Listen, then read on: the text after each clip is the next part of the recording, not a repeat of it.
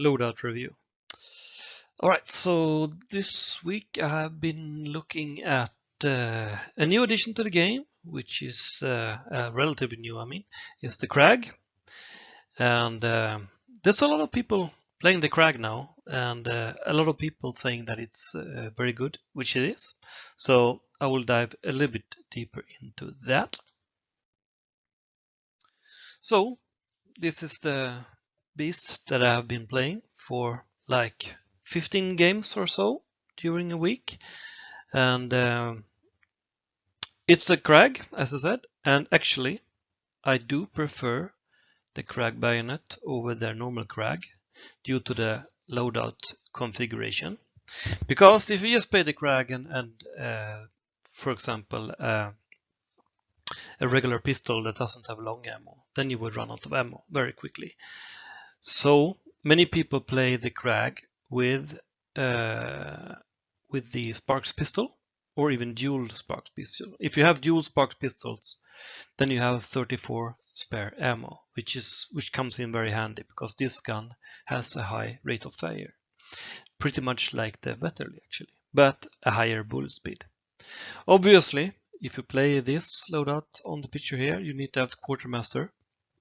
So that's the only trait that you need. If you have more trait points, I would smash on what's it called? Iron repeaters, so you can shoot even faster with the Krag. And if I have even more trait points, I would smack on silent killer, so you can charge the bayonet without making any sound, which is powerful in close quarter fights. In this loadout, you use basically only the primary gun, not the secondaries. And the drawback with this is that you have no really close quarter secondary with you, which is why I would prefer to play this with the bayonet than just a regular one. And you will see that in a few clips later. Otherwise, the Krag is kind of a luxury Vetterli, same fire rate, higher bullet speed. It has like 124 damage or so. So if they are down once, it's not guaranteed that you kill them with one body shot. But on the other hand, two-tapping people with this gun is pretty fast. Otherwise, regular tools and consumables. Yeah, you can have the dusters instead of the knuckle knife because you have the bayonet. Throw knives and chokes if you're in a team, or two traps if you're solo, I prefer. And then regeneration shot and stamina shot. And you can also, of course, smack on an antidote shot if you are afraid of running into the double death traps. Alright, so let's see how this goes. Alright, so first, just to prove the point a bit, why I like the bayonet version. Normally I don't play bayonets, but in this specific loadout, when you don't have a pistol that you use, I would prefer the bayonet. First, you can kill bosses, like I did here with bayonet, easier. And if it gets spicy indoors or in compound, you can always use the bayonet in close quarters. So, of course, I could have used the knife there, but the bayonet has a little bit more range and a little bit more power. And as you see there, you can also actually hipfire the Krag when you're in an emergency situation. So there's another hipfire, and then the rate of fire. Hipfire and rate of fire is really strong with the Krag, so that helped me there. So that was the first game. And as you see there, this is the second game that on range it's almost as good as any long ammo gun. So I don't know how far that was, but I headshotted the guy that wanted to extract. And then I killed the other guy there. So just to show that you can use it on range. Third game here. This is a mix of ranges, as you see there, close range, and there will be some mid-range shots and also a couple of close range fights here.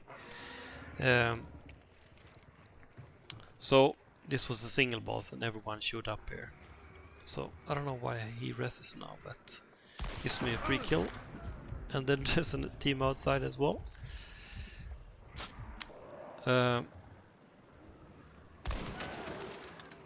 One mid-range, and I think there will be another mid-range shot there. So the Krag is pretty versatile.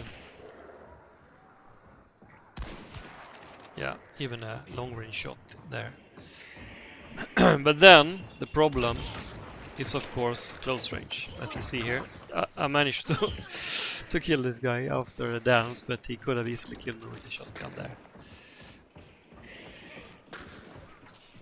So close range, you will always be a bit in trouble with this loadout.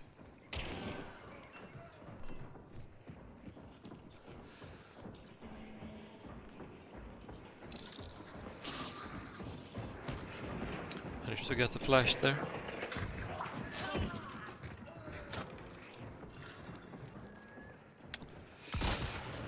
And then I borrowed a shotgun, and this guy was super lucky, and he will actually kill me there.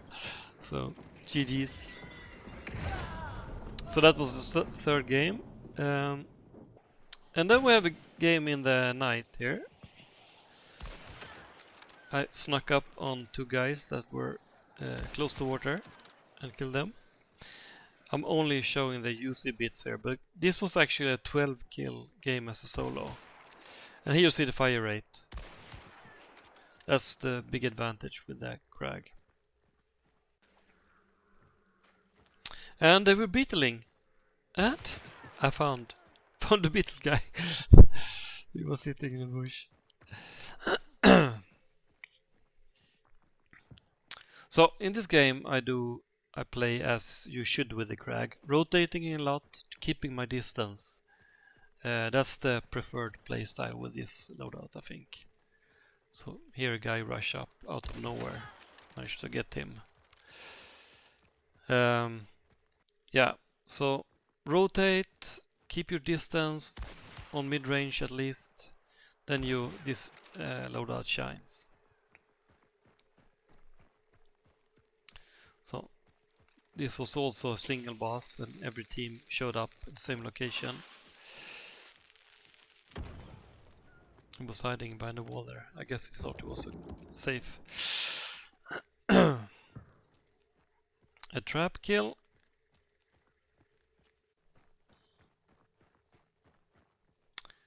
And this is the last trio. Two taps got that guy. Kill second guy. There's only one more now, I think.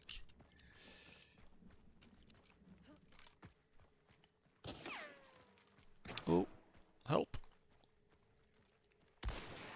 And of course you can penetrate with long ammo. So, yeah, this was a 12 kill solo game. It was pretty nice. A couple of trap kills in there as well. Alright. So, last game. This is also a solo game. I thought this guy that I encountered here was a solo because he had a sniper, but he wasn't solo, it turned out. And also this game I played a little bit as you should. I did not do that all the games, I can assure you, but in this game I rotated a lot, kept my distance on mid-range, and that was successful because this was an 11 kill solo game actually. And that guy though, that was a solo, and luckily I push up here because he's gonna self-res.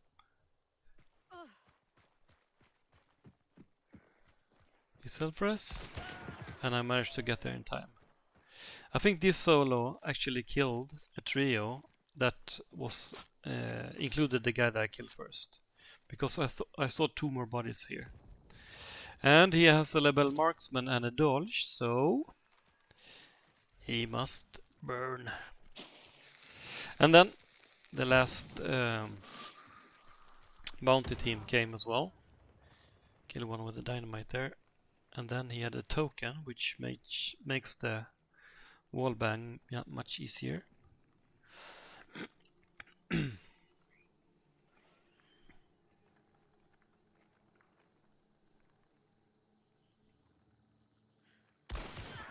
There you go. And then I just rotated a lot, tried to keep the mid-range distance to them at all times. Killed the Acolyte again there. For a second time, I think. No, third time, actually. Rotated, tried to keep my distance. One of them had a shotgun. I wasn't sure which one of them at this point that had a shotgun, so that's why I keep the distance. One died in a trap, and then he tried to res him, and I managed to kill him. Mr. Acolyte, which should be at 50 HP. And then I rotated again, and there I killed the Acolyte for the fourth time, I think. So the Acolyte could be dead now. Rotated, kept my distance.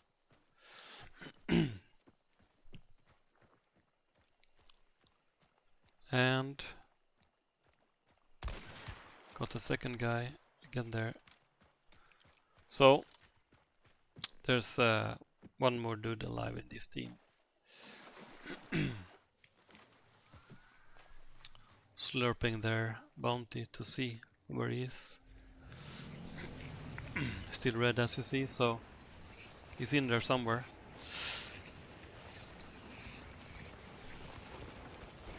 As I said, the drawback with this loadout is the close quarters, so if you're solo, you need to keep rotating, keep your distance on the mid-range if possible.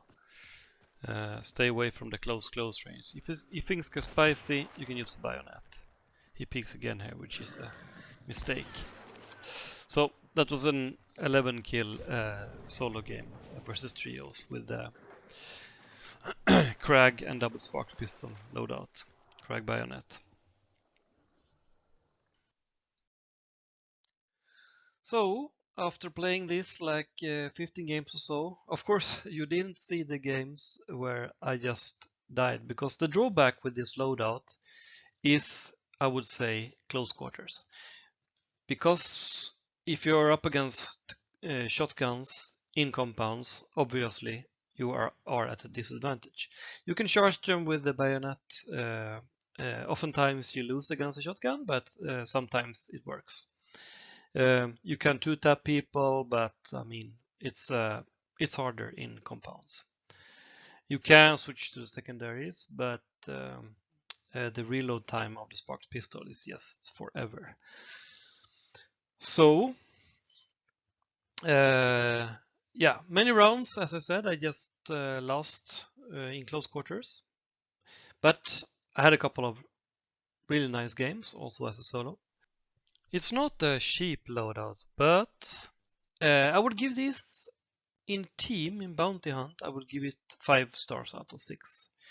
People say it's a bit OP. I think it's not OP. It's very good.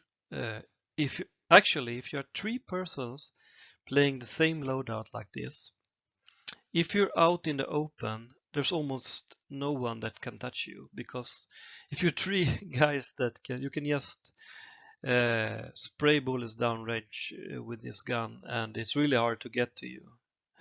So in a team, if you have the Krag, all of you can be really effective. You can shoot a lot of bullets with a high bullet speed and high damage downrange. So it's definitely a good loadout in a team.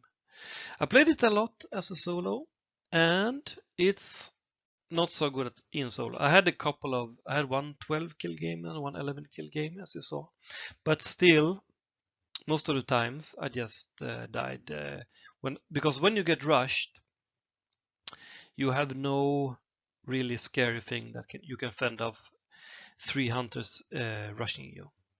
So this is not, I would say, a preferred solo loadout. It's decent, it's a 3 out of 6, but it's not an OP loadout at all as a solo, I would say. You have to keep your distance, and yeah, I prefer to have something that can be also strong in close quarters.